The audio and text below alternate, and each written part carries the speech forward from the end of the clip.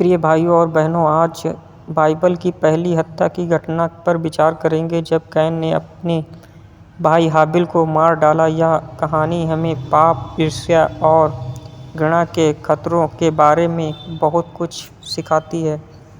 उत्पत्ति 4 अध्याय में लिखा है कि आदम और हव्वा के 2 बेटे थे, कैन और हाबिल। कैन खेती करता था और हाबिल भेड़ बकरियों को चरवाता था। दोनों ने प्रभु को भेंट चढ़ाई। कैन ने भूमि की उपज में से भेंट चढ़ाई, जबकि हाबिल ने अपने झुंड के पहलौठे और उनकी चर्बी में से चढ़ाया। प्रभु ने हाबिल और उसकी भेंट को ग्रहण किया, परंतु कैन और उसकी भेंट को नहीं माना। इससे कैन बहुत क्रोधित और उदास हो गया। प्रभु ने उसे चेताया, यदि तू भलाई करेगा तो क्या तू ग्रहण नहीं किया जाएगा? यदि तू भलाई नहीं करेगा तो पाप तेरे द्वार पर दबका बैठा है।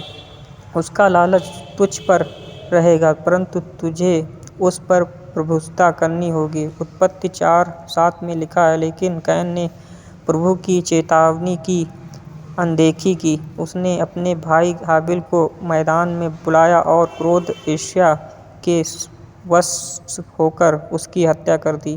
कैन ने अपने भाई को क्यों मारा? क्योंकि वह ईर्ष्या और जलन से भर गया, क्योंकि उसने परमेश्वर की आज्ञा की अनदेखी की, क्योंकि उसने पाप पर प्रभुता नहीं की, बल्कि पाप ने उस पर प्रभुता कर ली। इस घटना से हमें सीख मिलती है। नंबर 1, ईर्ष्या और क्रोध हमेशा विनाश की ओर ले जाते हैं। नंबर 2, जब परमेश्वर हमें चेताते हैं, हमें ध्यान देना चाहिए और पाप से बचना चाहिए। नंबर 3, सच्ची उपासना वही है जो पूरे मन और सही भावना से की जाए।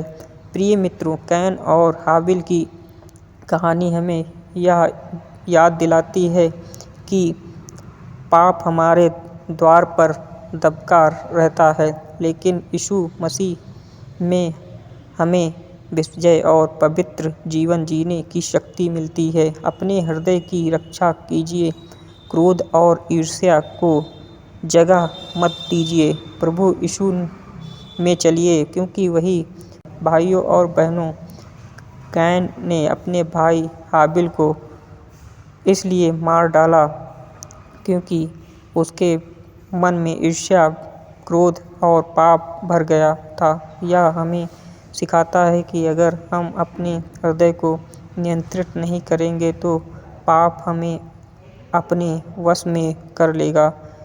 अगर यह संदेश आपको आशीषकारी लगा हो तो इसे लाइक, शेयर और सब्सक्राइब करना ना भूलें। हम अगले वीडियो में फिर मिलेंगे। तब तक प्रभु यीशु आपको शांति और आशीष दे।